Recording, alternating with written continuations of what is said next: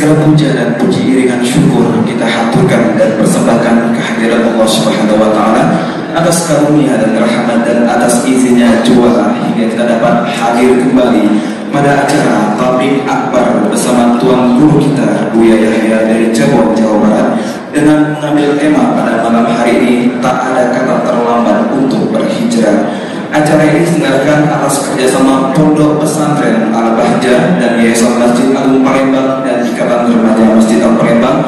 Hari ini terhitung Kamis 27 Muharram 1444 Hijriah bersama dengan tanggal 24 Agustus 2022 Miladiah di Masjid Sultan Mahmud Badruddin Jawi Romo Palembang.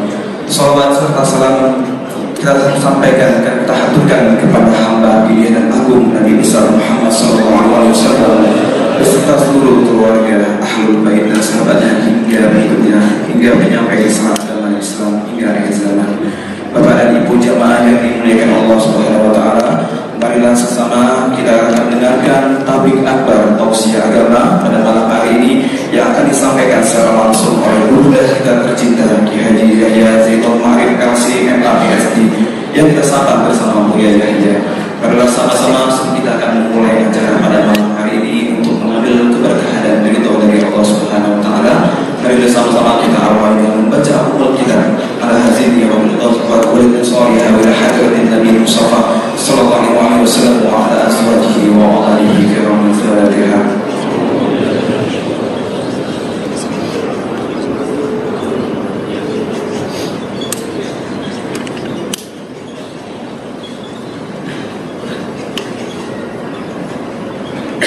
Jemaah sekalian, sebelum kita akan mulai, kami akan membagi acara pada malam hari dengan dua sesi.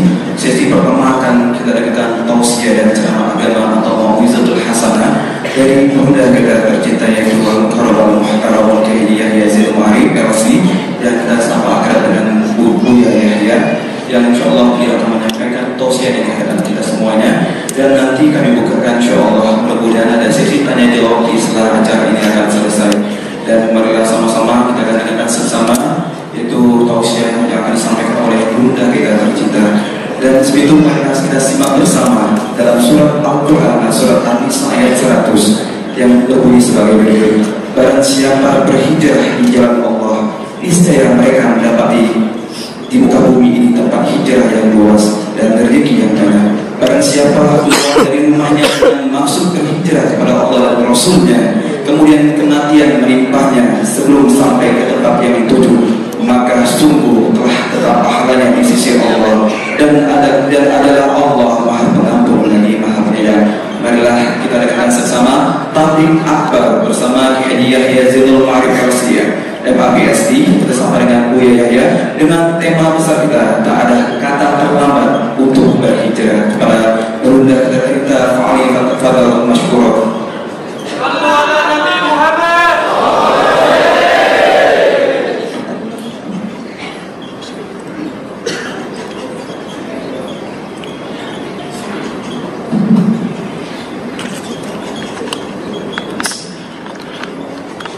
Assalamualaikum warahmatullahi wabarakatuh. Alhamdulillah.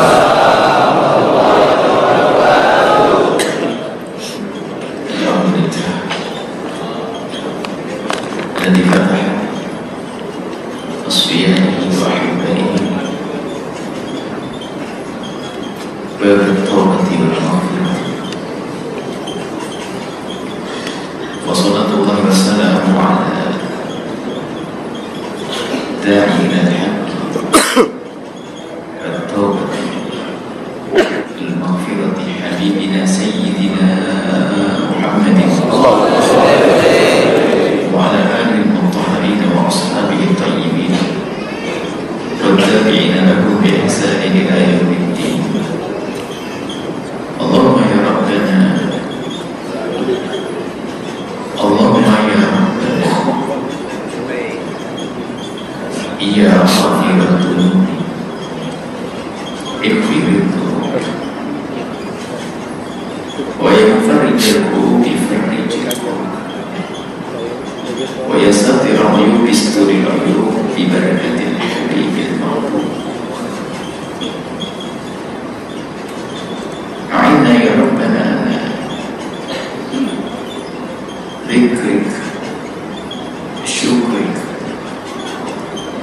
عبادتك أعنا على طاعتك أعنا يا ربنا على الهجرة إليك وإلى حبيبنا سيدنا محمد رزقنا يا ربنا التوبة قبل الموت الشهادة عند الموت والجنة بعد الموت. أما بعد, sangat kami cintai dan muliakan para pecinta baginda Nabi, para rindu baginda Nabi Muhammad SAW,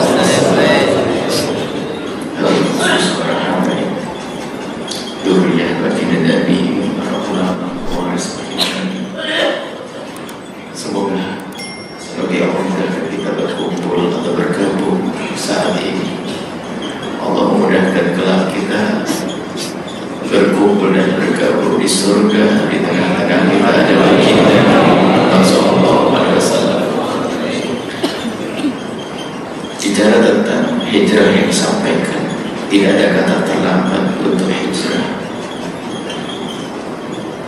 Malah kalau seperti begitu harus dibahas. Bismillah. Dan itu hal yang sangat penting bicara tentang hijrah. Kita harus tahu makna hijrah itu apa. Hijrah itu adalah berpindah, bisa hissi, bisa maknawi, dohir jasad kita, bisa pindah dari tempat ke tempat lain. Akan tapi yang dimaksud dalam hijrah selama ini memang dua. Kadang dimaksud hijrah fisik seperti yang terjadi pada baginda Nabi dari Madinah, dari Makkah ke Madinah. Ada lagi hijrah yang disebutkan juga oleh baginda Nabi, hijrah maknawi. Kebanggaan hijrah ilallah wa rasulihi, hijrah ilallah wa rasulihi. Hijrah kepada Allah dan Rasulnya, ini maknanya adalah berusaha kita menjadi orang yang selama ini terlena dengan apa yang Allah berikan kepada kita, dari kekayaan yang Allah berikan kepada kita, kesehatan yang Allah berikan kepada kita, tahta yang Allah berikan kepada kita, karunia yang Allah berikan kepada kita, kok ternyata itu menjadikan kita lupa kepada Allah. Maka yuk kita sadarkan diri kita sekarang, yuk menuju kepada Allah dan kepada Rasulnya. Itu mana yang tepat untuk kita saat ini bagi orang-orang yang lalai. Jadi hijrah itu adalah menuju kepada Allah dan Rasulnya. Tentunya kita harus sadar menuju kepada Allah dan Rasulnya itu seperti apa bentuknya, gambarannya, dan apa yang harus aku tinggalkan. Jadi kaidah hijrah itu kan sederhana. Kalau hijrah fisik, kita berada di tempat yang tidak baik menuju tempat yang baik, itu harus ada kesadaran. Begitu juga kita harus sadar bicara hijrah ini, artinya kita menyadari dulu kalau kita ini dalam lingkungan yang tidak baik atau dalam keadaan yang tidak baik, baru nanti kita sah untuk hijrah. Kalimat hijrah bisa saja diucap. Hijrah itu bahasa lain juga taubat. Taubat itu kan berpindah dari maksiat menuju taat, kan gitu. Hadir dalam majelis kita semacam ini juga mau hijrah, meninggalkan kebodohan menuju ilmu. Jadi maknanya luas banget. Tapi yang terpenting kalau kita mau hijrah itu harus sadar bahwa kita itu berada dalam sesuatu yang tidak baik atau kurang baik, kemudian kita yakin bahasanya di sana ada sesuatu yang baik. Ini bahwa keyakinan itu penting. Kalau nggak akan kita bisa hijrah. Yang ada hanya lesan kita hijrah. Apa yang kita mengerti tentang hijrah dan apa yang kita mengerti tentang tobat. Sehingga Imam Haddad rahimahullah ta'ala menyebutkan dalam kitab Adab Sulukil Murid. Sulukil Murid, kalau orang ingin menuju kepada Allah, hijrah kepada Allah, langkah pertama yang harus ia jalani, memijakkan kakinya di wilayah namanya tobat. Nyadari kesalahan dan nyadari kekurangannya, baru bisa jalan menuju kepada Allah. Maka yuk kita sederhana malam ini Kita merenungi, sadar belum kalau kita ini banyak nggak baiknya. Omong kosong kita ngomong hijrah. Kita bicara tentang pulau yang indah. Tapi kalau kita menikmati keadaan kita di tempat yang saat ini, nggak akan pindah ke pulau tersebut. Jadi harus sadar betul saat ini keadaan kita kayak apa. Yang nggak menyadari keadaannya tidak baik, susah diajak hijrah. Susah diajak hijrah. Bicara sedikit tentang tobat aja. Tobat dulu deh. Sederhananya kita harus tobat semuanya. Gak ada yang tidak dosa di antara kita. Gak usah mikir dosanya orang lain deh. Dosa kita sendiri aja banyak, sampai mikirin dosanya orang. Kita mikir dosa pribadi, mata kita, apa yang kita lihat dalam sehari ini dan seminggu ini. Lesan kita, apa yang kita ucap. Ini urusan dengan Allah. Belum lagi urusan kita dengan ibunda kita, ayahanda kita. Berapa kali kita ngangkat suara kepada beliau-beliau, ibunda kita, ayahanda kita, yang katanya khusyuk di masjid, ahli tahajud, tapi kenapa kok kasar sama istrinya? Hijrah. Seorang wanita yang rajin hadir pengajian, tapi kalau ngomong sama suami kenapa ngangkat suara? Ini adalah keadaan-keadaan yang harus dari dulu sebelum bicara tentang hijrah. Sebab kan kalau indahnya orang tobat, kalau bicara tobat, hijrah itu ya tobat sebetulnya.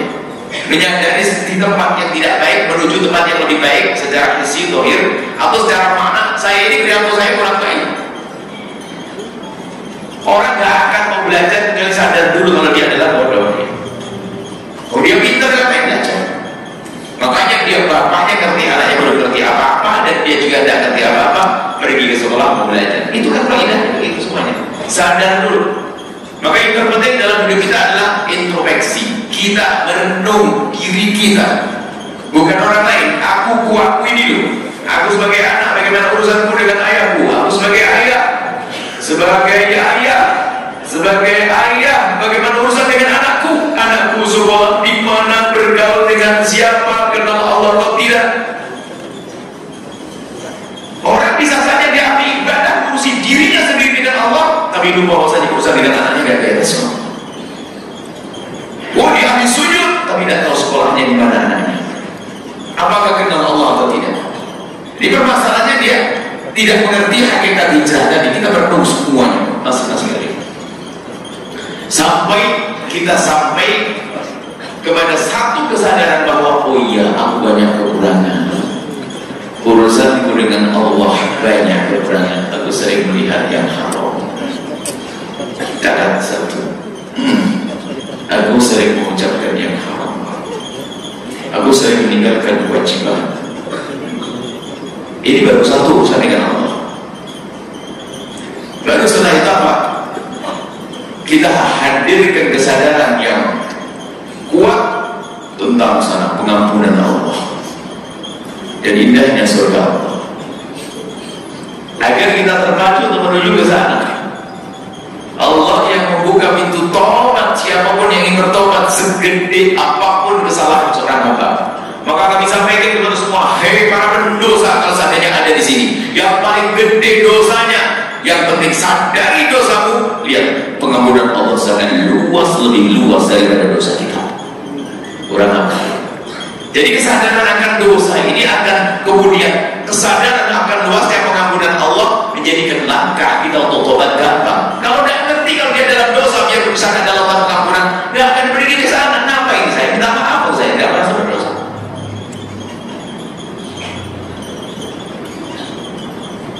Dan kalau orang tidak merasa berdosa ini karena dia berdosa kan repot. Dosa yang paling dosa itu manusia berdosa tapi gak sadar kalau dia berdosa, ini kan repot. Maka ini kita ambil merenungi diri kita sendiri. Ini indah sekali. Merenungi tentang kesalahan kekurangan kita. Ini langkah Allah kata Imam Syafi'i. Tidak bisa orang sampai kepada Allah kecuali sadar dulu di sini. Bahkan setiap hari yang kita oplek-oplek bahasa Jawa ini, yang kita otak-atik adalah yang kita oprek-oprek adalah diri kita sendiri. Sampai sadar aku ini banyak salah ya. Merenung kita banyak salah. Bicara tobat yang gede, tobat syaratnya tobat itu apa sih coba? Syaratnya tobat itu adalah menyesal Orang nggak akan bisa menyesal kecuali sadar kalau dia dosa. Orang sadar nggak akan bisa sadar kecuali sedang merenung. Jadi merenungi kita sendiri ini penting. Kadang melakukan kesalahan pada istrinya nggak sadar, pada anaknya nggak sadar. Anaknya sekolah di mana? Kalau bicara tahajud, dia tahajud paling hebat. Puasa Senin Kamis nggak putus. Tapi mimpi kolakkan anaknya saja, milihnya asal, bukan memikirkan keselamatan di akhirat. Anak akan turunkan orang tuanya nanti dari pangkat kemuliaan, mengantarkan neraka. Itu jangan dianggap tidak salah kita dengan anak kita. Kita boleh kepada anak kita di saat kita tidak mengantarkan anak kita kepada kemuliaan. Anak kita boleh jadi dokter, anak kita boleh jadi insinyur, anak kita boleh jadi apa saja. Tapi jangan lupa dia harus kenal baginda Nabi Muhammad SAW. Pastikan anak kita kenal Allah dan Rasulnya. Kalau tidak, anak-anak kita sibuk dengan diri kita, menyempurnakan diri kita. Ibadah, Masya Allah, haji al-ibadah, wajib al-ibadah. Tentunya terlena. Setan ingin menjerumuskan dia ke neraka melalui anaknya. Dia lupa urusan dengan anaknya. Maka malam ini kita perlu merenung. Kita membangun anak kita kan. Jadi menyesal itu penting. Kesadaran, kemudian menyesal, kemudian kita akan menyadari kalau kita tidak boleh di tempat tersebut, maka kita akan melaju ke tempat yang kita tuju, yaitu kemuliaan, hijrah kepada Allah dan hijrah kepada Rasulullah SAW. Jangan mikir orang lain dulu deh. Ayo kita mikir diri kita sendiri. Yang kalau bertutur kadang-kadang tidak terkontrol menyakiti orang banyak. Sombongan di dalam diri kita yang kita biarkan sehingga menjadikan kita mudah meremehkan orang lain. Hasud di dalam diri kita yang menjadikan kita ternyata menjadi menggunjing karena tidak senang saudara tetangga kita sukses. Berapa banyak kotoran di hati kita. Nah kalau kita sudah bisa melihat kekurangan diri, kemudian kita sampai derajat sadar istimewa, baru layak hijrah. Makanya hijrah itu jangan hanya kalimat yang digembar-gemborkan hijrah. Ini grup hijrah, ini teman hijrah. Hijrah apa? Kita paham hijrah atau tidak? Kalau hanya sekedar grup hijrah itu bisa keren loh ya. Sebab kalau orang sudah dianggap hijrah itu sudah istimewa. Sebab memang orang kalau hijrah beneran istimewa. Orang hijrah itu istimewa pasti. Oh hijrah gimana? Tidak kepada Allah. Cuman benar-benar kita ini merasa kalau kita itu sadar dalam wilayah ketidakbaikan lalu kita menuju kebaikan. Tentang dosa-dosa bisa saja. Ini yang paling mudah untuk kita bawa ke sana ya. Menyadari dosa. Urusan dengan orang tua dan sebagainya ini adalah bertahap. Begini secara umum Pak, kalau orang punya dosa kemudian kalau mati belum diampuni oleh Allah, tak akan disiksa. Dan dosa macam-macam. Tapi ingat, kita jangan sampai bicara dosa ini tanpa diimbangi dengan kesadaran tentang agungnya pengampunan Allah. Nanti orang putus asa. Maka kami selalu sampaikan, ya hamba Allah yang banyak maksiat, sadari kemaksiatan, menyesallah, kemudian tidak pengampunan Allah sangat luas. Riwayat-riwayat dari baginda Nabi sanjungan Nabi kepada orang itu banyak. Bahkan Allah sendiri menyebut kalau orang itu benar ahli maksiat. Jadi kalau disebutkan dalam Al-Quran itu kan, wasari'u ila maghfiratin min rabbikum wa jannatin arduha as-samawati wal ardu uiddat lil muttaqin. Surga itu disiapkan untuk orang bertakwa. Takwa itu kayak apa sih modelnya? Yang tempatnya surga yang istimewa itu. Ada yang berbuat alladzina yunfiquna fis-sarra'i wad-dharra'i wal kadhimina al-ghaidha wal 'afina 'anil nasi wallahu yuhibbul muhsinin. Ini orang bertakwa itu yang sedang berderma dalam keadaan apapun, sering berderma dalam keadaan apapun. Kemudian dia menahan amarah, usahakan sesama, tidak gampang emosi.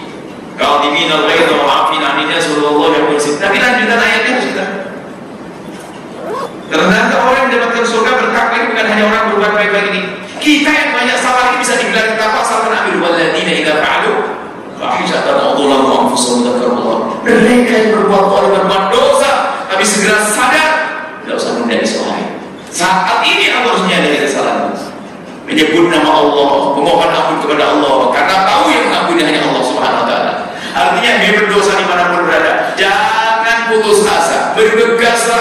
Kalau sudah orang tobat serius, sebesar apapun dosa seorang hamba, kalau sudah tobatnya benar, hijrahnya kepada Allah benar, maka dia dari yang semula di wilayah dosa, kubang, kehinaan, nista, dia akan masuk wilayah yang agung, yaitu wilayah mahbubiyah, dicintai oleh Allah. Innallaha yuhibbut tawwabin. Allah mencintai orang yang bertobat. Makanya jangan ragu. Jadi nggak ada kata terlambat untuk tobat, sampai disebutkan tadi bahwasanya di surat An-Nisa tadi bahwa disebutkan oleh pembawa acara bahwasanya orang niat tobat, naudzubillah, semoga kita terjaga dari dosa. Anggap saja dia bermaksiat, tapi zina, mencuri, tak tanya apa, dia sadar, nangis, balik, pulangnya mau tobat ya.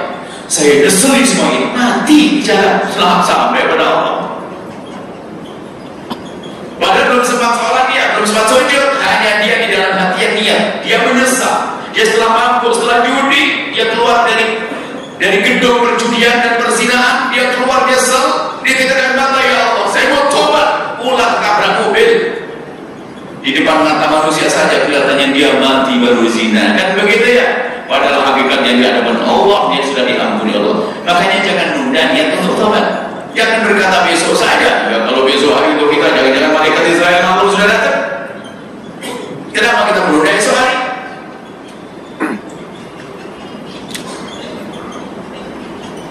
Tinggal muda juga banyak.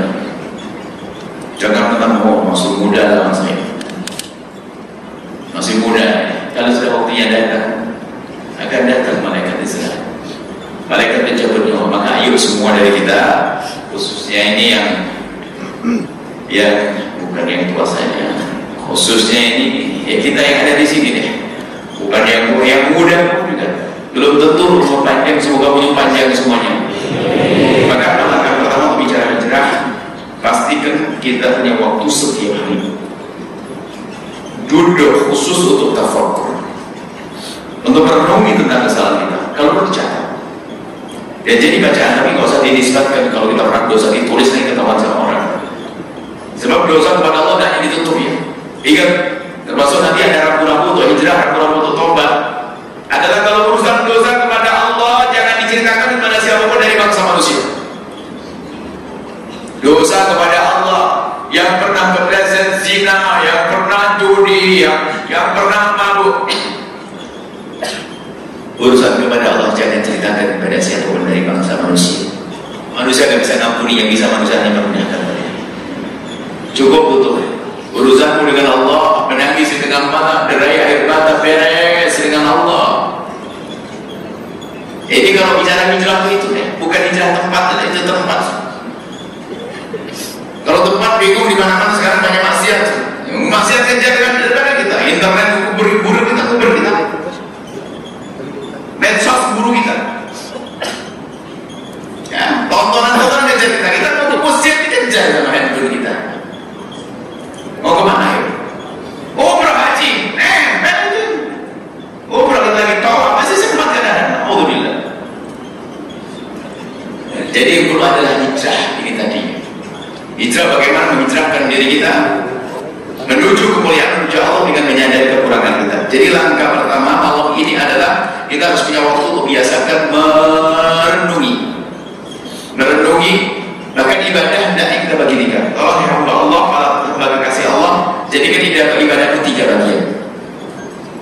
Bukan hanya sholat. Ada orang banyak sholat, banyak ngaji, tapi nggak pernah merenung. Sholat, puasa, ngaji, nggak pernah merenung. Ngomong sama teman nggak menceritakan, cerkit. Ada ngomong sama teman, ceplos. Padahal dia tahajudnya hebat. Ada seorang perempuan disebutkan di hadapan baginda Nabi. Seorang perempuan yang tutkaru sholat di wasyami. Ada perempuan disebut di hadapan Nabi kalau dia ahli puasa, ahli sholat. Mengagumkan dia, sholatnya banyak, puasanya banyak. Cuman dia punya kebiasaan, suka nyakiti tetangganya dengan lisannya. Kalau ngomong terkait apa Nabi bersabda, la khairu fiha, gak ada baiknya perempuan kayak begitu. Innama min ahlin nar, dia ahli neraka. Padahal dia secara zahir ahli ibadah, tapi kenyataannya suka nyakit orang lain. Jadi kita perlu membuat merenung. Ada orang ibadahnya banyak karena merenung. Bisa jadi dia ibadah sambil maksiat. Jadi ternyata merenung itu, makanya Qadiyah mengatakan tafakkur, merenung saat sesaat itu lebih bagus daripada ibadah setahun yang tanpa merenungan. Kita harus punya waktu ya, setiap hari tahajud atau setelah tahajud sholat cukup, waktu sejenak merenungi urusan kita dengan Allah, satu demi satu kita buat catatan. Bagaimana kita dengan Allah, sholat kita, bagaimana puasa kita, dengan kita makan kita, bagaimana berapa kali ingat Allah, terus setelah itu urusan kita dengan baginda Nabi Muhammad. Jangan-jangan kita banyak tahu yang udah baginda Nabi. Nah, sudah kalau boleh Nabi ramai, tapi nggak pernah ingat Nabi dengan hatinya. Hanya ingat Nabi dengan sepanduk. Ingat Nabi dengan kebiasaan maulid, tapi bukan dengan hatinya. Bohong kita. Padahal ingat Nabi bisa saja di saat kita lagi makan, lalu kita ingin menirumakan caranya Rasulullah. Ingat Nabi waktu kita diganggu orang, lalu kita berkasih sayang memaafkannya. Ingat Nabi waktu kita melakukan dosa, lalu tobat. Itu kan ingat Nabi. Segera. Ingat Nabi bukan waktu maulidan saja, maulidan setahun sekali. Ya sedikit banget ingat Nabi. Kita ingin menjadikan Nabi selalu hidup bersama kita. Ini perlu renungan urusan dengan Nabi. Terus siapa lagi? Pastikan kita punya waktu khusus. Setiap hari, bukan seminggu sekali, setiap hari. Sehingga ibadah bagi tiga. Yang pertama adalah ibadah seperti orang lain ibadah, sholat, tahajud, sebagainya, puasa. Yang kedua ibadah itu adalah berenung. Kalau seandainya kita di malam hari bisa bangun 1 jam, jadikan 20 menit hanya duduk sejenak sambil kita merenungi keadaan kita, urusan kita dengan ibunda kita. Ibundaku yang wajahnya seperti tubuh membungkuk, ayahandaku yang capek. Aku masih sering ngomong kasar. Aku selalu menangis. Mungkin seorang yang ahli ibadah harus urusannya dengan adikku. Itu adalah adikku, anak daripada ayahku, anak dari ibuku. Tapi kenapa warisannya aku rebut? Kadang nggak sadar nih berebut waris itu umroh bolak-balik tuh. Padahal kalau seandainya mengembalikan kepada saudaranya bisa, cuman memang dia sedang masuk neraka. Umroh senang, tapi warisannya nggak diberesin. Dialah ahli neraka yang akan neraka lewat muka. Wah ada ini kenapa cara merenung dia? Dipikir kalau sudah umroh beres. Urusan adiknya, adikmu di mana dia? Saudaramu di mana? Kenapa kalau kita lagi bahas waris langsung volume suara kita naik? Ini apa ini semuanya? Bukankah seharusnya kita lembut dengan saudara kita? Tidak usah action kita pakai imam atau pihak putih, sholat di masjid kan dulu tuh. Itu action tuh, ini pandang orang. Urusan kita, hati kita. Kita sering action ibadahnya. Itu tadi merenung urusan kita dengan adik kita, dengan saudara, dengan ibu ayah yang berulang. Dan biasanya silsilah pengajian itu gitu. Sebetulnya silsilah pengajian kita biasanya kita selesaikan dulu urusan dengan Allah, urusan dengan Rasulullah, urusan dengan orang tua, urusan dengan saudara dalam rangka hijrah tadi. Nanti akan disyarah insyaallah di Palembang, apalagi satu-satu dan kita akan ngurusi urusan kita dengan Allah, kemudian urusan dengan baginda Nabi, urusan dengan orang tua, di mana durhaka pada orang tua, sampai urusan dengan pembantu di rumah. Jangan ini kita dolim. Ada orang yang memang model, bukan gak punya duit, modelnya suka nunda-nunda bayar gaji.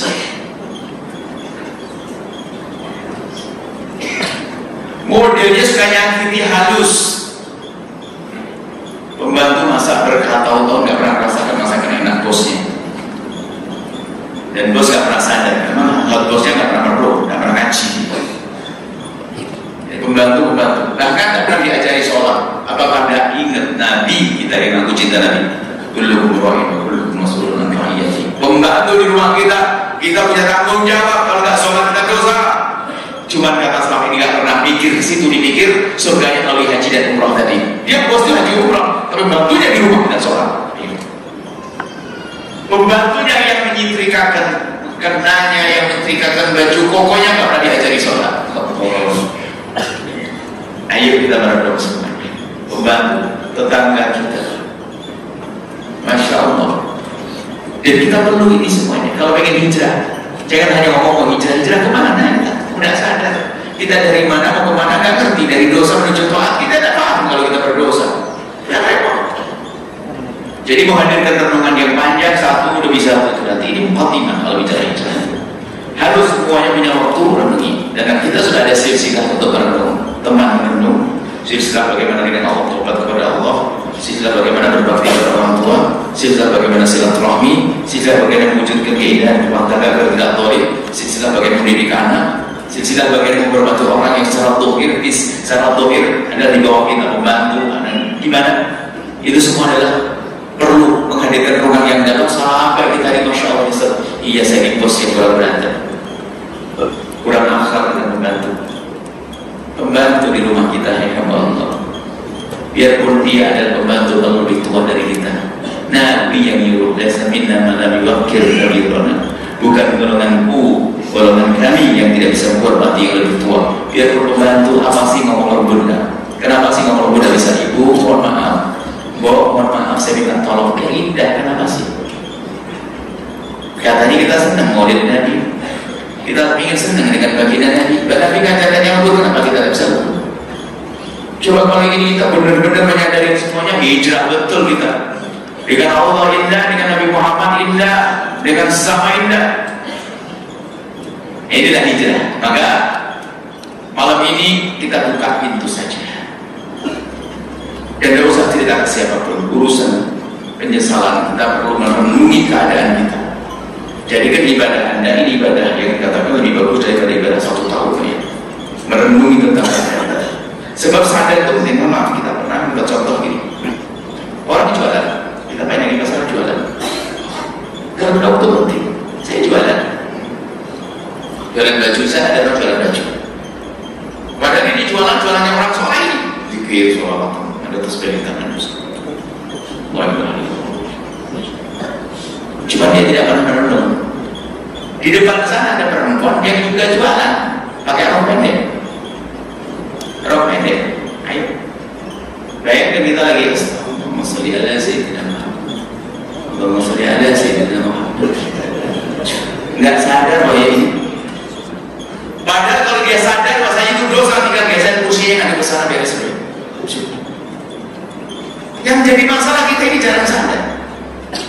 Mungkin di rumah tidak pernah kita himbau dengan halus membantu perempuan di rumah kita agar menutup baju yang baik, pakai baju yang menutup aurat. Karena anak kita ada yang laki-laki dan kita sebagai laki-laki, kita perlu merenung begini. Ini kecil-kecil aja, tidak usah bicara berat-berat jihad di medan laga perang datar sana. Jangan-jangan jadi Abu Jahal.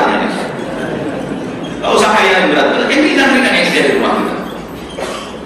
Ayo semuanya pulang ke rumah masing-masing karena punya waktu untuk merenung. Agar lebih mudah lagi, jangan bicara kekurangan orang deh. Kita sering banyak bicara kurang orang ya, betul itu tuh. Sama bapaknya nggak benar, tuh yang anaknya tadi gitu. Itu yang nggak benar sama bantunya. Apa yang ngurusin orang? Saya punya anak di rumah saya punya ini, yang saya punya pembantu, saya punya karyawan, sudah saya ngurusin diri saya sendiri. Karena apa? Saya harus sadar kalau saya berada di tempat yang tidak baik, kemudian saya menuju tempat kuliah baru hijrah. Nggak sah tanpa itu. Hijrah bohongan. Hijrah tidak bohongan, bukan hijrah beneran. Nah inilah yang kita semuanya menyadari. Semuanya punya modal ya untuk bisa sukses.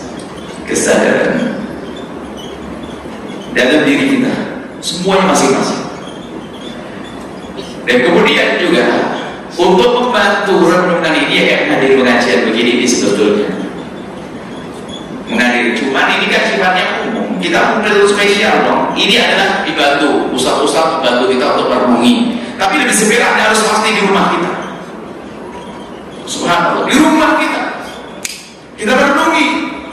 Kelihatannya kita berngomong begini, tapi sebetulnya dia punya catatan penting. Maksudnya tidak boleh lagi begini. Bahkan nanti ada kalau bicara silsilah sebetulnya malam ini kan silsilah penyakit hati. Karena rentetan majlis-majlis kita di seluruh Indonesia itu adalah majlis ini kan, karena diikuti oleh Al-Bahjah TV. Kalau ada silsilahnya nggak cantik. Sebenarnya membersihkan hati.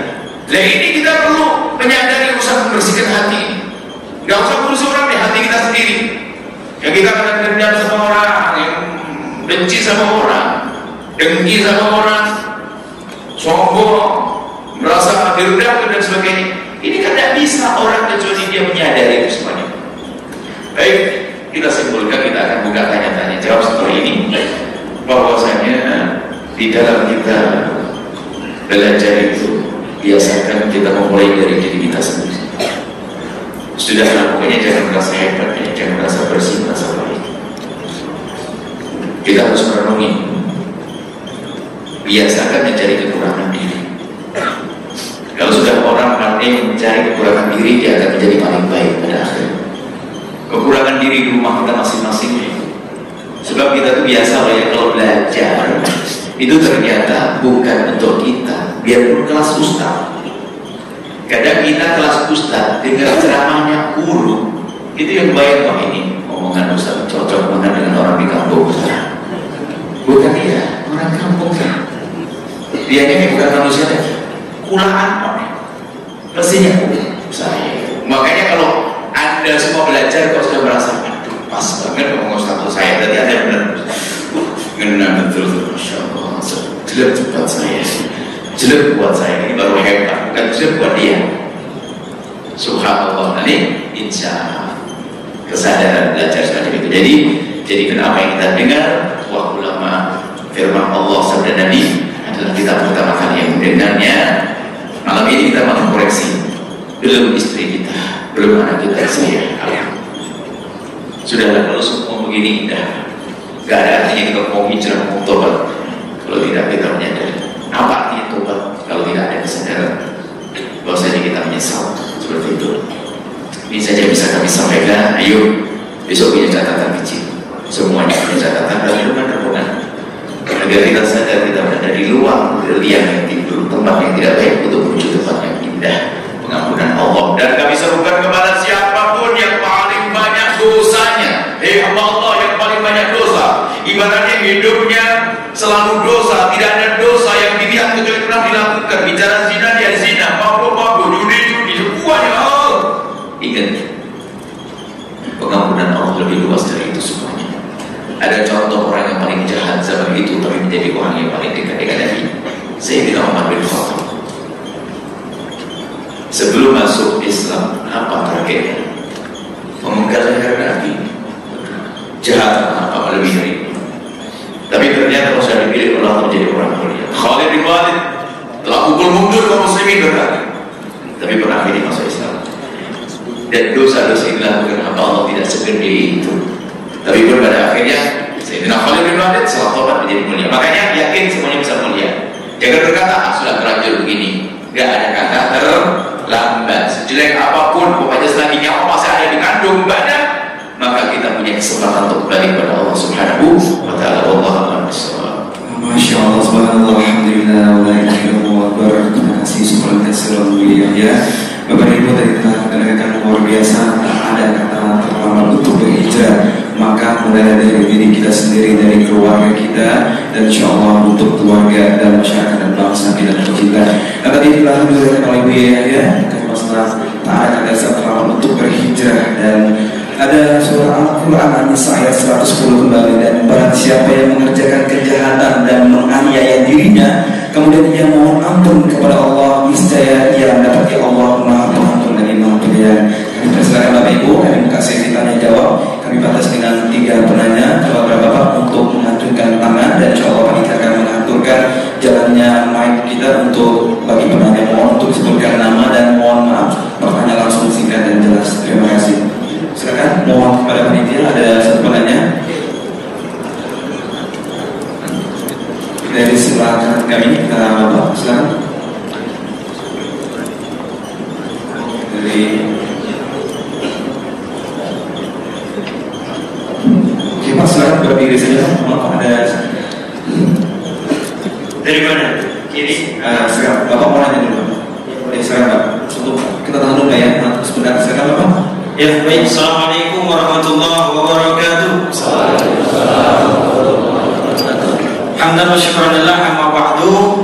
Izin Al-Mukarram Kiai Buya Yahya ingin bertanya sekaligus mohon amalannya. Jadi kita ini dulu seringkali ketika seperti contoh hari ini kita bertaubat.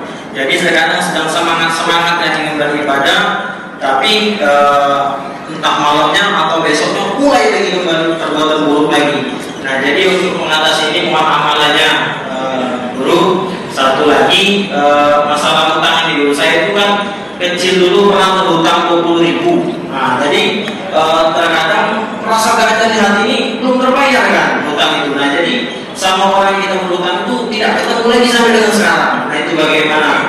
Mohon amalan dan mohon nasihat dan sekian. Terima kasih. Assalamualaikum warahmatullahi wabarakatuh. Assalamualaikum. Kenny Al Khair. Oke. Sekarang Bapak mungkin setelah kami lagi. Assalamualaikum warahmatullahi wabarakatuh. Terima kasih atas kesempatan yang diberikan kepada saya. Nama saya Budiani Jalani yang saya langsung mengajuk pada Bunda Wijaya. Alhamdulillah pada saat ini kami kita dapat berjumpa dengan keluarga kita yaitu Jaya. Pertanyaan saya simpel saja bahwa tip-tip seperti apakah yang bisa membuat kesuksesan kita dalam berhijrah. Yang kedua, untuk perenungan itu bagaimana cara merenungkan diri kita agar dapat mengerti bahwa kita punya kesalahan kepada orang tua, dan juga saudara ataupun rekan kerja. Jadi itu saja pertanyaan dari saya. Sebelumnya saya mohon maaf dan terima kasih. Bila taufiq wal hidayah. Assalamualaikum warahmatullahi wabarakatuh.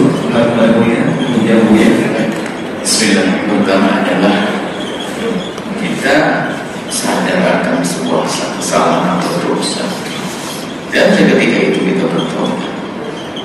Tapi kebiasaan lagi.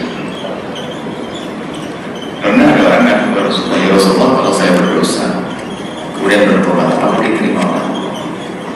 Dijawab Nabi, asalkan tobat benar atas dasar penyesalan, bukan tobat-tobatan, pura-pura tobat. Menyesal betul, nyesel diampuni Allah. Tapi setelah itu saya berdosa. Kemudian tobat Allah diampuni Allah. Ya asalkan tobat benar, ya diampuni Allah. Kemudian saya kebelasan lagi Rasulullah. Kebelasan lagi, apa diampuni Allah? Ya asalkan tobat benar, ya diampuni Allah. Sampai kapan ya Rasulullah? Sampai kau bosan baru tidak diampuni. Artinya nggak ada alasan untuk tidak tobat. Kebelasan. Catatannya untuk bertobat serius. Kita manusia, ada godaan sana sini. Jadi kalau menyesal yang sesungguhnya, ya fahaman menyesal itu tadi yang perlu mengatakan penyesalan. Dia bertobat, saya menyesal dan melakukan, tapi karena satu hal dia kekelesan lagi dalam dosa. Maka tobat lagi sampai kapan? Sampai kau bosan baru tidak diampuni oleh Allah. Gitu. Jadi maka yang perlu dikuatkan adalah tobat. Kemudian agar bisa, agar tidak kelesan lagi di mana? Ada mungkin pertanyaan yang setelahnya ada agar istiqomah di dalam tobat tadi. Kan syarat tobat adalah menghindar. Pertama adalah menyesal, berjanji tidak mengulangi, meninggalkan dosa tersebut. Maka untuk meninggalkan dosa tersebut, maka di sini yang perlu kita perhatikan, kita menghindar dari sebab-sebab kita jatuh dalam kemaksiatan yang selama ini kita sesali. Menghindar. Lah kalau misalnya kita mohon maaf, seorang itu adalah dia kebelasan dosa dalam mabuk. Lah temannya masih sama aja dan kumulanya di situ mabuk lagi. Harus hijrah. Hijrah fisik tadi. Cari teman. Teman itu membantu sekali. Teman baik itu mendukung kita untuk bisa menjadi baik. Jadi bedanya itu kalau kita ingin berubah, tidak cukup niat dari dalam diri kita. Kalaupun kita lakukan itu berat, tapi kalau ternyata kita masuk wilayah baru, berarti kita harus melakukan hijrah fisik juga. Nabi di Mekah diintimidasi, Nabi di Mekah dimusuhi. Hijrah agar mudah umat Nabi, sahabat Nabi beribadah ke Madinah. Kita pun harus hijrah kawan. Dan kita harus berani pastikan kawannya selama ini bijak-bijak saya terjebak, saya tidak boleh lagi berkawan dengan dia. Jangan sore. Ini ada ini di sini kuncinya. Sebab biasanya kemaksiatan itu akan mudah jatuh lagi ya karena perkawanan tadi. Jadi cari kawan yang baik, cari teman yang baik agar Anda bisa istiqomah di dalam hijrah tersebut. Ini kunci yang paling dahsyat. Nah, teman, lingkungan. Sehingga kadang-kadang kita masuk lingkungan baru saja, biarpun kita belum kenal baik, nggak enak melakukan kemaksiatan. Tapi kalau kita masuk lingkungan yang sama, nah, balik lagi nanti. Dia aja yang ngapain? Oh, sudah aku ya. Sehat, kamu sakit dulu. Sekarang sehat. Kalau belum bisa minum, berarti kamu masih sakit. Kamu lagi biar sehat. Ini guyonan kadang-kadang masuk juga. Dibilang, wah perempuan kamu, wah ini perempuan. Dia aja perempuan, kamu cemen, nggak berani. Digituin, kembangan lagi. Jadi kawan, siapa yang bersamamu, siapa temanmu, itu akan mendukung dirimu untuk bisa istiqomah di dalam hijrah dan tobat. Kemudian jangan lupa untuk mengadu di saat bisa tobat, terima kasih kepada Allah dan minta kepada Allah. Itu pasti minta, ya Allah tetapkan aku dalam tobat ini, ya Allah tetapkan dalam tobat. Sebab yang menjadi kita tobat adalah Allah. Makanya orang menyesal itu sama untuk bisa tobat, kecuali Allah kirim tempat tersebut. Kemudian setelah itu, naudzubillah, kita lagi segera kembali kepada Allah Subhanahu wa Ta'ala. Kemudian yang kedua tadi apa? Bayarkan bagus. Orang yang bilang, jadi gini, biasakan kita jangan menyimpan duit orang di kocek kita. Kalau mati akan diwaris, naudzubillah, diwaris ke anak. Maka segera keluarkan daripada kocek Anda. Caranya dua. Kalau Anda membawa duitnya orang-orang yang tidak ketemu, ada dua cara. Yang pertama, keluarkan dari kocek Anda, serahkan ke hakim, mahkamah atau qadhi atau siapa saja negara yang bisa menjaga harta ini. Sampaikan, wahai negara, tolong ini duit saya belum pernah pinjam pada orang begini, orangnya ini, tapi sudah hilang, saya titipkan. Yang penting Anda lepas. Atau karena mungkin ini ribet, nggak ada negara yang menampung hal ini, negaranya pun uang nggak ada program penyimpanan orang balik ke otak, maka caranya sederhana. Keluarkan dari kocek Anda, infakkan ke masjid. Infakkan ke masjid, niatkan untuk orang tersebut. Cuma kalau yang kedua ini bedanya. Lah kok habis Anda infakkan keluar ketemu orangnya, Anda harus bayar ke dia juga. Atau minta maaf, utangku pada 20.000 sudah terlanjur saya masukkan kotak amal, gimana Pak? Kalau dia katakan bukan apa-apa, alhamdulillah sudah halal. Tapi kok nggak bisa dong, Anda bayarin. Lumayan, Anda bayar utang, Anda sudah infak. Yang penting biasakan untuk keluarkan kocek dari kocek Anda. Dan kalau ternyata sudah ada infakkan, tidak ketemu sampai dia sampai mati, nggak dosa di hadapan Allah, karena Anda sudah menghantarkan uang itu pada yang bersangkutan melalui Allah. Gitu ya, caranya seperti itu. Jangan biarkan. Wah, nggak ada orangnya, alhamdulillah. Campur aduk duit haram dimakan anak, makanya anak nanti jadi susah dididik karena kita ngambil barangnya orang. Seperti itu. Baik, ini kemudian nanti mungkin satu-satu aja nanti seharusnya untuk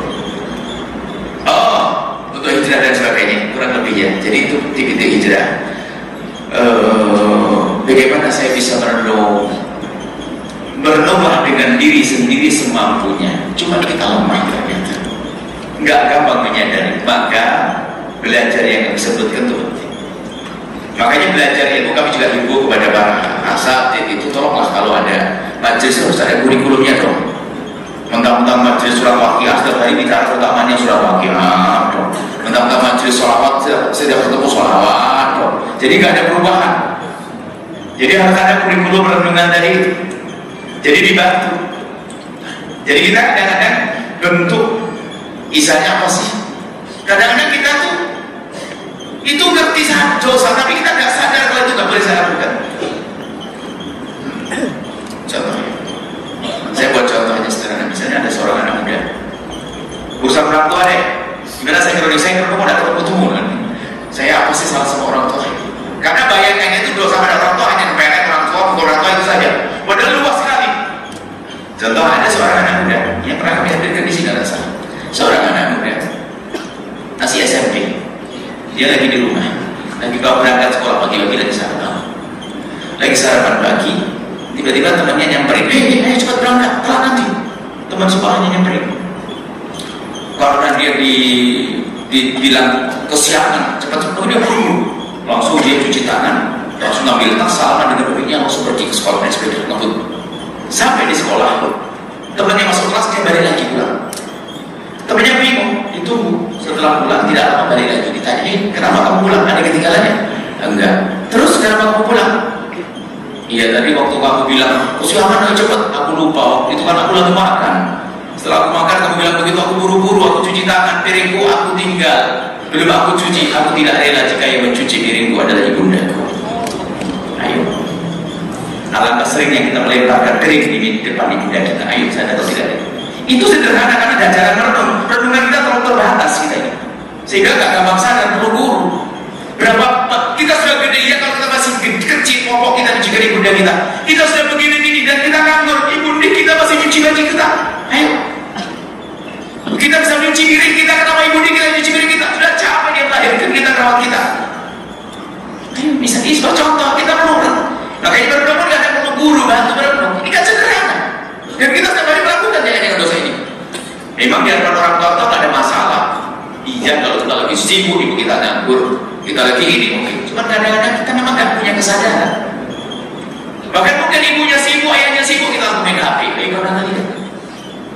Bahkan di kamar kita, ibu masih repot. Nanti lagi. Oh, ibu masih nyuci piring, masuk lagi. Ibu masih nyapu, masuk lagi. Bukan keluar. Ayo, sering kita seperti itu. Karena apa? Kesadaran kita itu belum ada. Kayak gitu mau hijrah kemana, Pak? Jadi makanya perlu dibantu dengan ilmu juga. Tadi berguru menghadirkan majelis para ulama yang itu ilmunya ada kurikulum dong. Ada tambahan ilmu ini, ada tahapan-tahapannya. Jadi ini salah satu adalah itu. Kemudian sama yang kedua adalah ada cari kawan tadi. Kawan yang bisa ingatkan kita.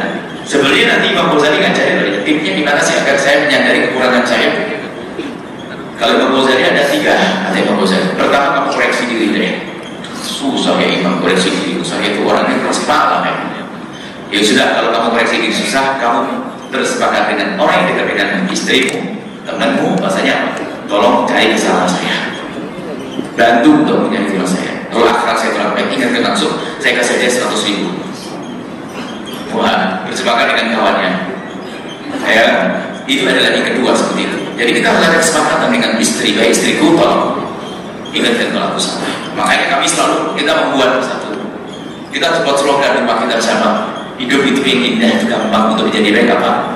Jadilah di rumah kita dalam pergaulan kita adalah mudah mengingatkan, mudah diingatkan. Tulis di keranjang penggede. Kalau istri diingatkan cemberut, tunjuk aja. Atau suami, para istri ini kenapa kita ada bukunya ada. Wanita kalau mengingatkan suami, kok suaminya masuk batik itu langsung tunjuk di tulisannya. Mudah mengingatkan dan mudah diingatkan, biar mudah. Jadi kita perlu kesepakatan dengan orang untuk ingatkan. Yang ketiga, kata Imam Ghazali, kalau kita pun susah, cari orang yang senang denganmu. Biasanya dia kalau mencari kekurangan itu benar-benar itu. Makanya nggak usah emosi dan dengan orang yang musuh dengan kita. Kok kamu ini ya benar juga. Gitu. Jadi tetap kita belajar dari orang untuk koreksi diri kita itu penting. Seperti itu diantaranya. Kemudian juga untuk bisa istiqomah kawan baik itu secara otomatis biarpun kita tidak. Jadi kita di saat kita tahu baiknya seseorang, kadang dengan begitu kita tahu kalau kita tidak baik. Dia jika baik banyak dengan ibunya, ya Allah. Subhanallah, ibunya sadar diambil dibonceng ibunya, ya Allah. Padahal lihat dong ya. Kita mikir, aku ada gitu. Gitu. Jadi berkawan dengan orang baik itu adalah untuk mendukung program hijrah yang istimewa tadi. Wallahu a'lam bishawab. Masyaallah, subhanallah, para jemaah kami berkasih sekalian kembali dan kami memberikan peluang dan kesempatan kepada untuk jemaah ibu atau jemaah wanita terlebih dahulu. Kami persilakan mic-nya panitia telah diatur karena jemaah wanita berada di samping kiri kita. Kami persilakan. Terima kasih Buya atas ilmunya.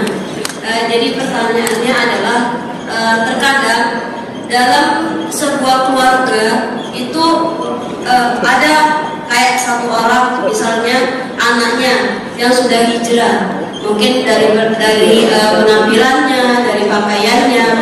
Nah, kita sebagai anak itu kadang bingung. Kita ingin mengajak saudara kita, keluarga kita, terutama itu orang tua, itu gimana kayak gitu. Kita kan sebagai anak nggak mungkin menasehati orang tua yang kurang sopan seperti itu. Mungkin untuk menyikapi hal tersebut gimana Bu ya, agar kita itu juga kadang kalau orang tua itu nggak sholat, kita yang tiap hari sholat itu kayak merasa gimana gitu. Syukran. Insyaallah satu aja biar saya bisa sempurna ini. Jadi gini, di dalam mengajak kepada kebaikan itu, seperti kata Imam Ghazali, ada namanya lisanul hal, maksud min lisanil min al-qawl min al-lisanil hal min lisanil maqal ini. Jadi lisanul hal antok ya. Antok itu lebih fasih. Jadi perilaku itu lebih fasih daripada omongan. Artinya pastikan kalau Anda sudah hijrah dari sisi pakaian, maka tutur kata Anda harus lebih lembut, karena itu akan menarik hati mereka. Yang jadi masalah hijrah bajunya, ngomongannya, coba lah, masa buka kudu terus raka nanti terus. Ini kadang kita terburu-buru orang hijrah konyol. Jadi sama suatu ketika ada satu orang masuk Islam, orang tuanya ada bisa, kamu masuk Islam, berat lah masuk Islam. Gimana dia berat? Sebab kalau kamu masuk Islam, kamu harus lebih baik kepada ibumu. Ibunya terus oh gitu, iya. Kalau kamu tidak baik, berarti kamu benar Islam. Kamu masuk Islam, setelah masuk Islam, kamu wajib lebih lembut kepada ibumu dari sebelum masuk Islam. Besok nyusul lagi. Jadi, ya memang harus begitu dong. Jangan hijrah bajunya saja. Jadi kalau Anda misalnya sudah hijrah baju Anda, pakaian Anda sudah ngomong kepada orang tua, Anda usah pakai pakai baju saja. Tiba-tiba bersama berubahnya bajumu, perilakumu juga semakin berubah. Nah, maka itu akan mudah. Kemudian di saat kita ini mengingatkan orang, kita harus ada strateginya. Berarti orang itu harus salah dulu dong kita yakini. Misalnya betul keluarganya nggak benar, nggak baik, ibu, bapak dan sebagainya, suami dan sebagainya, nggak sholat dan sebagainya. Untuk mengingatkan itu yang pertama adalah yang harus kita pahami, ini kuncarnya. Kebenaran tidak harus dibicarakan saat itu. Maksudnya di saat Anda melihat bukan langsung Anda ingatkan, tapi maksudnya Anda harus pandai memilih waktu yang tepat untuk ngomong. Siapapun lagi melanggar, mau kita tegur saat itu protes. Aku rusak diri, yang neraka saya sendiri, sama begitu kan? Gara-gara kita salah ngomongnya. Jadi kalau Anda ingin mengingat seseorang, Anda pilih waktu yang tepat. Mungkin lagi makan enak, atau sambil pijitin dan sebagainya, atau sambil meluk dia ibunda, jangan sampai kayak ini, ibunda masya Allah ini, atau sambil misalnya ibu mau beli apa, beli baju, yuk sambil toko baju, tak ini bu, bisa menutup aurat, semoga ini, bahasanya halus. Jadi ngomongnya tuh pas momennya momen kita menutup aurat, kita pengen beli baju.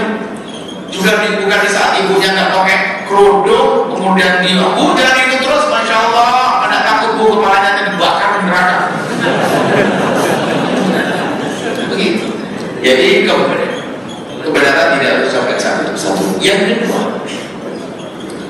kebenaran tidak harus diucapkan oleh lisan Anda. Kadang kita tuh sok terburu-buru, aku harus ngomong, aku harus. Enggak, belum tentu. Kadang-kadang seorang anak, Imam Abu Hanifah itu segede itu, sama ibunya nggak pernah dianggap orang alim. Makanya ibunya itu kalau tanya fatwa, itu nggak tahu Abu Hanifah. Tanya ke yang lain, alim lain. Sang alim lain katakan, bu, ilmu saya dari Abu Hanifah enggak, aku bukan ingin jawaban darimu. Padahal dia tanya kepada Imam Abu. Kadang faktor kedekatan antara ibu dengan anak itu kadang-kadang seperti itu. Bukan merendahkan anak, memang ya sudah namanya itu kan anakku gitu. Jadi Anda sebagai anak mungkin tidak gampang bicara nasihatnya, apalagi nasihatnya kayak Assalamualaikum ibu, mohon maaf. Nah tidak, jadi kebenaran tidak harus dibicarakan lisan Anda. Artinya Anda bisa minta tolong pada orang yang bakal didikan oleh dia dan sebagainya. Atau mungkin dengan mohon maaf, ini adalah kalau Anda tidak menemukan orang yang sekiranya bisa, Anda bisa menulis surat cinta yang mudah. Yang penting tidak dengan lisan Anda, supaya tidak wajah Anda sebagai wajah seorang anak. Anda bicara kepada ayah tercinta, ayah imamku, ayah yang telah berjuang sepanjang aku ini sampai habis sekolah dan sebagainya. Ayah, maaf ayah, mungkin kalimat yang akan saya kami tulis ini adalah tidak benar dari ayah, tapi ini adalah bahasa cinta kepada ayah. Maaf ayah. Baru boleh masuk, maaf ayah. Jika ternyata setelah ini ayah marah, tolong maafkan semua ucapannya luar biasa pada saya. Saya tidak ingin kalau ayah adalah melakukan hal yang tidak diridhoi oleh Allah. Mohon ayah, semoga setelah surat ini ayah rajin sholat. Gak ada yang dengar. Semoga setelah ini ayah, mohon maaf ayah, saya perlu sinar dengan tetesan air mata. Jika ini tidak pernah ganti ayah, maafkan saya. Kita aja ayah ini baca itu pelan-pelan marah. Cuma kalau wajah kita nggak ada, dilihat lagi. Setelah tutup lagi mungkin tidak sadar. Yang repot kadang-kadang kita inginkan orang itu shock. Dipikir orang itu kayak rokok. Ayah, aduh ini sholat kan? Kalau sholat tua, kalau 70, belum sholat bagaimana? Kita perlu bicara. Jadi kadang-kadang dengan sholat itu penting. Itu jitu juga antara suami dan istri. Suami ngingetin istri nggak gampang. Istri padahal makmumnya nggak gampang. Faktor cinta, kedekatan dan sebagainya nggak gampang. Kadang istri kalau diingatkan cenderung bukan karena dia itu nggak ngerti dengan suami diingatkan langsung bagi pintu kan ada begitu.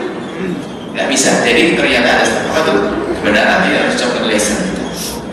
Yang pertama adalah kebenaran tidak harus ucapkan saat itu artinya kita bisa pilih. Anda ingatkan keluarga Anda tidak sholat tidak ini ucapkan saat itu juga Anda perlu waktu yang tepat.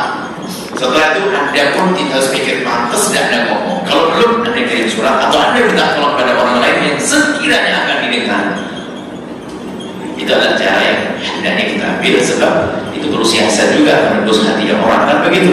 Yang banyak menggerakkan adalah Allah, tapi kita disuruh oleh Nabi untuk dengan cara yang disabdakan. Firman Allah dengan namanya hikmah. Hikmah itu ya cerdas begitu, bukan pernah langsung lemparkan di mukanya, dimuntahkan sama orang. Ada hikmah seperti itu. Dan semoga yang bertanya dan yang sama yang ada kerinduan untuk keluarganya dimudahkan oleh Allah Subhanahu wa taala. Mohon maaf Bapak, kami persilakan kembali untuk memberikan kesempatan kepada akhwat yang berada di belakang kami. Kami persilakan. Kita izin memberikan satu kali penanya. Buya, saat ini kan hijrah itu sudah menjadi tren untuk anak muda. Jadi sekarang itu untuk kita yang sudah lama berhijrah, biasanya hijrah ujiannya tuh sudah beda, bukan lagi antara keburukan atau kebaikan, tapi sudah antara memilih dari kebaikan atau kebaikan. Contoh, kita kan tilawah, kita hijrah itu kan biasanya kita tahu kita melakukan kebaikan itu ibadahnya tilawah segala macam kan. Tapi ketika di rumah, contoh kita disuruh nyuci piring oleh orang tua, terus dalam hal itu kok aku disuruh-suruh terus, padahal ini sudah meminta waktu aku untuk tilawah, padahal kan itu juga kebaikan kan. Jadi mohon arahannya Bunda, Buya.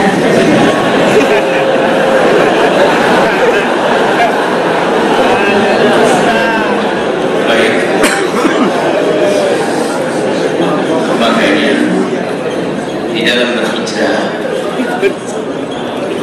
hijrah bukan sekedar trennya,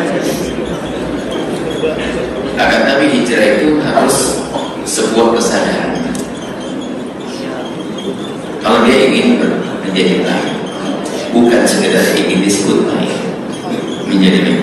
Kalau disebut baik itu hanya trennya saja. Soalnya kalau sudah masuk grup itu langsung wah bisa dia tidak perlu hijrah.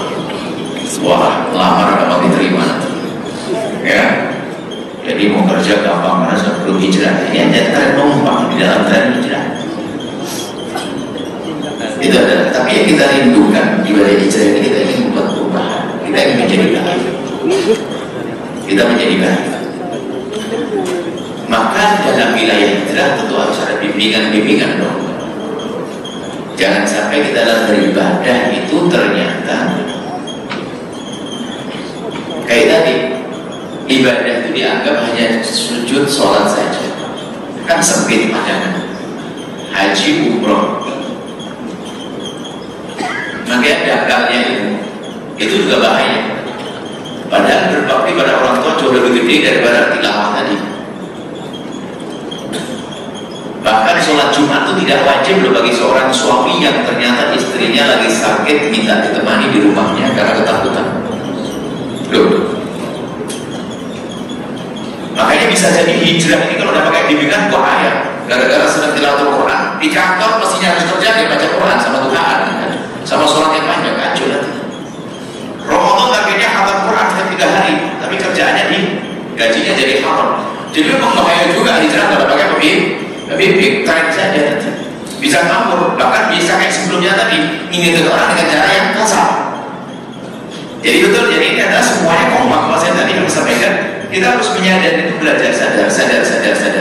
Jadi tadi kalau seandainya yang bertanya yang terakhir ini, cara hijrah dengan memperbanyak renungan kepada Allah, oke lah sedang tilawah. Tapi harus sadar juga renungan dengan orang tua. Misalnya pulang ke rumah nggak pernah bingung kalau suruh ibunya mencuci piring, karena masih dangkal tadi, karena dia hanya belajar hijrah hanya kepada Allah, sholat di masjid, zikir, baca Quran.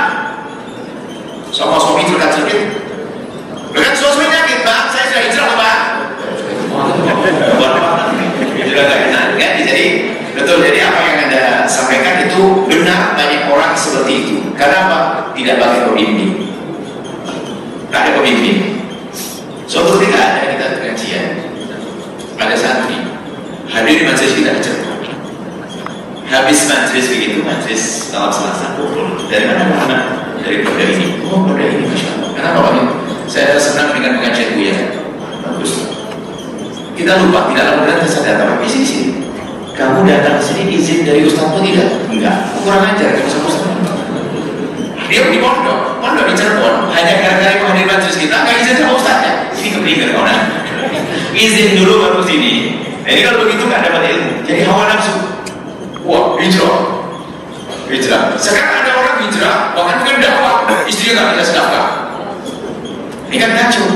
Jadi betul pertanyaan yang bagus sekali. Model-model begitu tuh ada. Jadi ada orang pincang, dia memperbaiki dirinya dengan sekolah, nggak cari nafkah, sama ibunya nggak berkurang baik. Padahal kalau wanita itu, kalau siapapun dari kita ngerti, ngabdi kepada ibunda itu adalah ibadah yang luar biasa.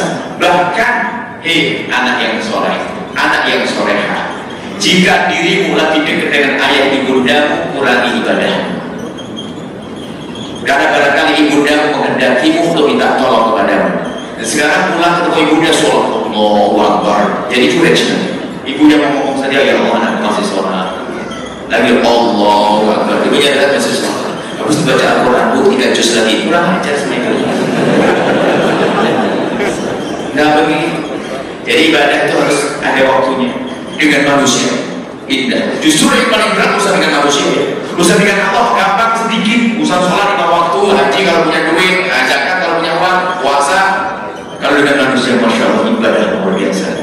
Baik dengan ibunda, baik dengan ayahanda dan sebagainya.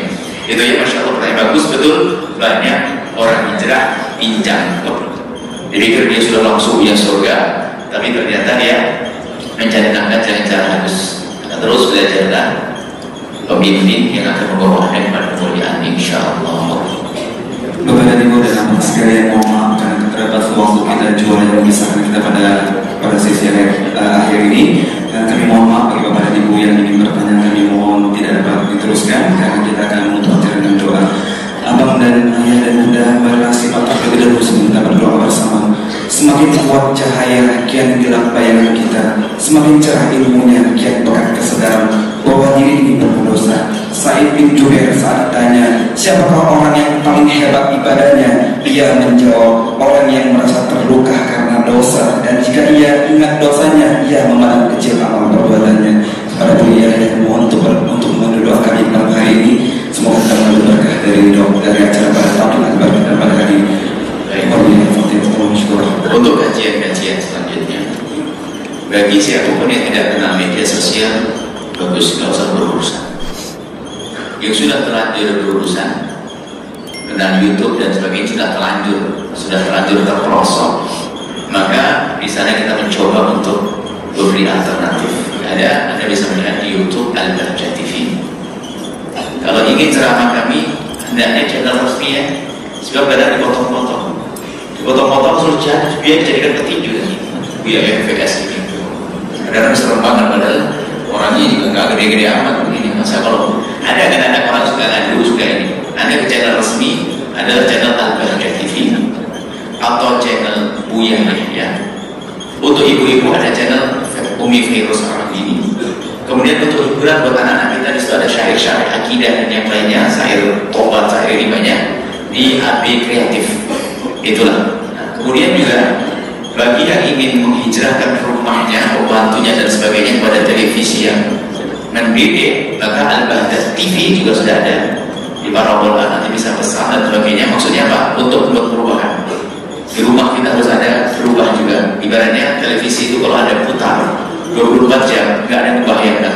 Hanya tiba-tiba saja pembantu Anda bisa ceramah nanti, jangan-jangan. Karena isinya ceramah dan nasib yang istimewa nanti, insya Allah. Baik, ini adalah himbauan dan juga semoga ya kita bisa terus istiqomah bertemu hati, kalau bertemu hati mah enak, gampang bertemu dengan jasa, insya Allah. Bismillahirrahmanirrahim. Doa Bismillahirrahmanirrahim. Alhamdulillahirrahmanirrahim. Allahumma sholli ala habibina sayyidina Muhammad wa ala sayyidina Muhammad. Allahumma ya Allah ya Rahman ya Rahim, pandang kami dengan kasih sayang dan cinta dari Allah. Pandang kami dengan kasih sayang dan cinta dari Allah. Ya Allah, Engkau yang Maha tahu tentang keadaan kami dan Engkau yang menguasai kami. Kami mohon ya Allah, berikan kepada kami kesadaran ya Allah akan kekurangan kami ya Allah. Buka ya Allah aib kami, kesalahan kami, kekurangan kami di mata kami ya Allah, agar kami mudah sadar, mudah-mudah kembali dan tobat kepada-Mu ya Allah. Dan tutup aib kami dari mata hamba-Hamba-Mu ya Allah. Dan tutup aib hamba-Mu dari mata kami ya Allah. Kami tidak ingin melihat kekurangan siapapun dari hamba-Mu ya Allah. Kami hanya ingin melihat kekurangan kami dan mudahkan kami untuk bertobat dan ampuni kami ya Allah. Wahai Dan yang Maha Kasih, ampuni guru-guru kami dan orang tua kami, berikan kasih sayang kepada mereka.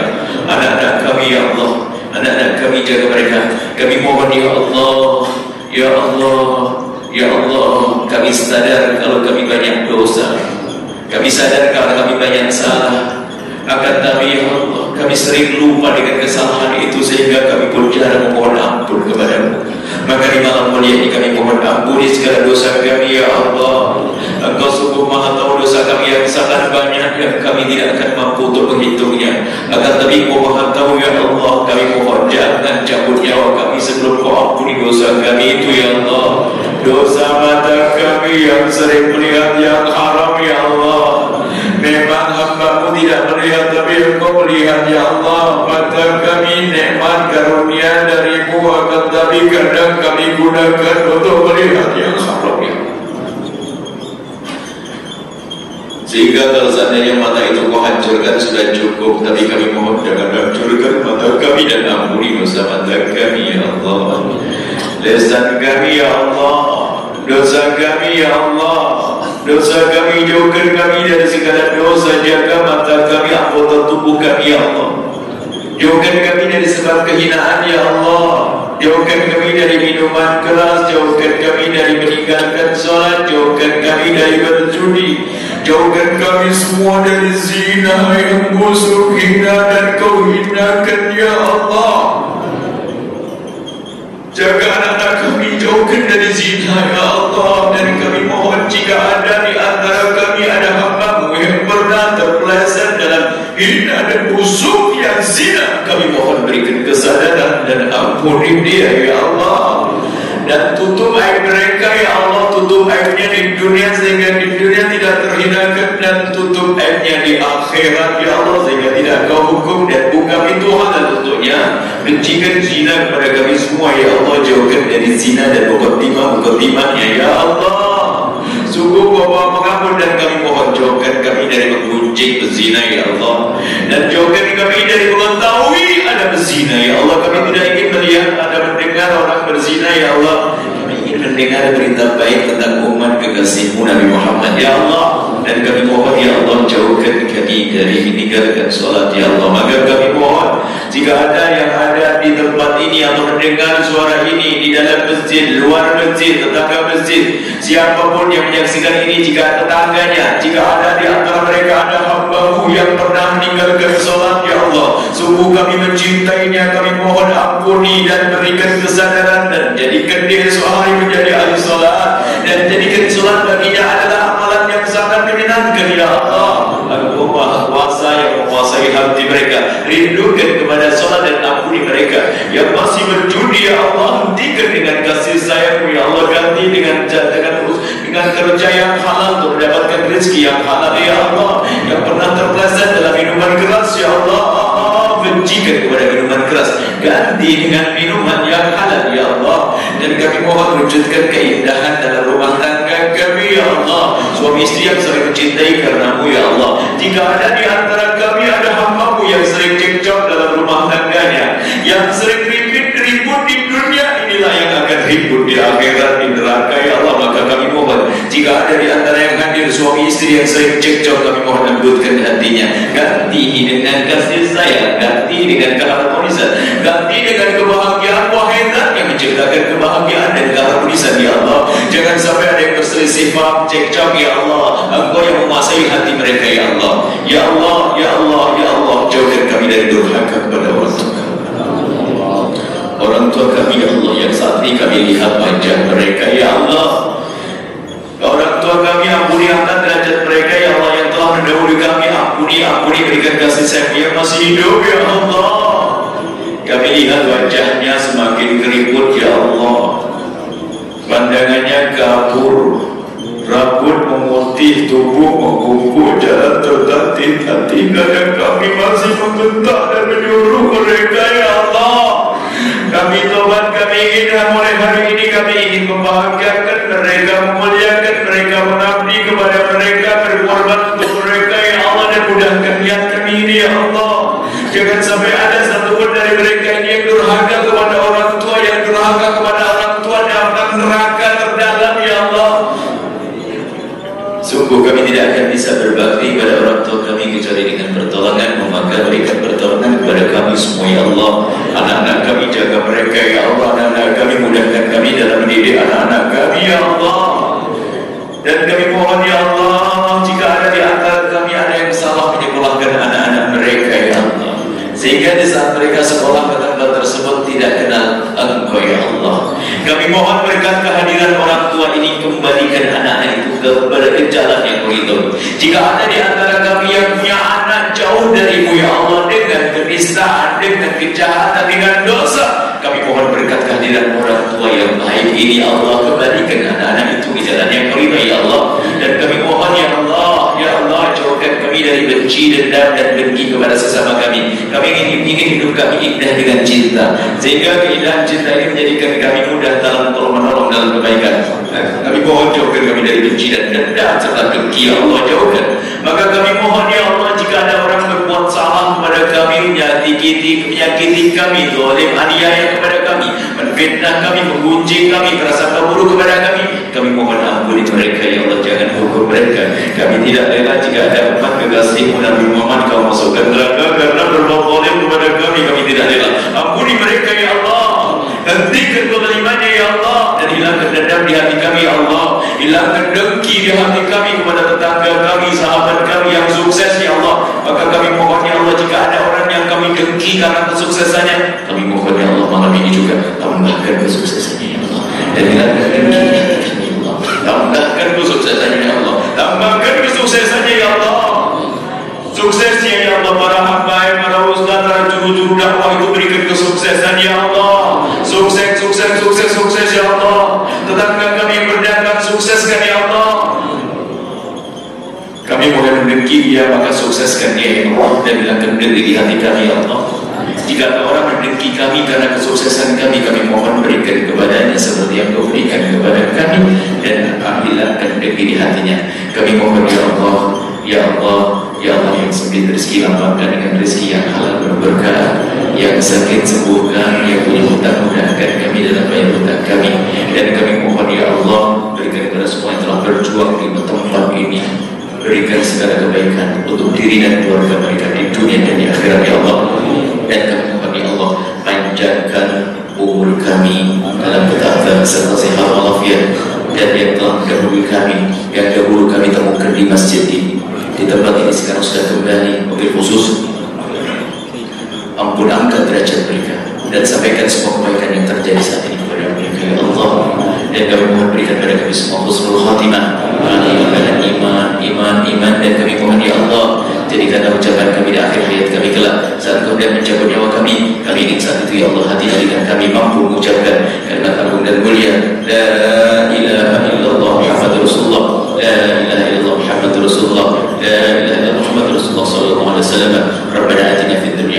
fil akhirati hasanah wa qina adzabannar. Wassallallahu ala sayyidina Muhammadin wa ala alihi wasallam. Alhamdulillahirabbil alamin.